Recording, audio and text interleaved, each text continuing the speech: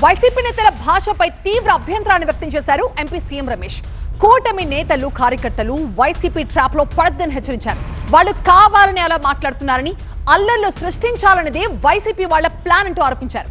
Jagan direction మేరకే రెచ్చగొట్టేలా మాట్లాడుతున్నారని, కూటమి నాయకులు సంయమనం పాటించాలి అంటున్నారు సీఎం రమేష్. సీఎం రమేష్ వ్యాఖ్యల పూర్తి సారాంశం ఢిల్లీ నుంచి మా బ్యూరో చీఫ్ గోపీకృష్ణ అందిస్తారు.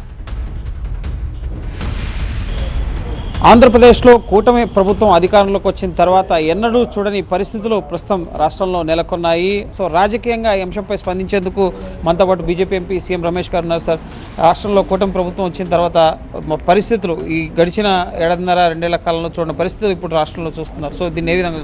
రాష్ట్రంలో ప్రగతిలోను, డెవలప్మెంట్లోను, ఇండస్ట్రియల్గా గాను, ఎంప్లాయ్మెంట్ జనరేషన్లో గాను, వెల్ఫేర్ స్కీమ్స్లో గాను అన్ని విధాలుగా కూడా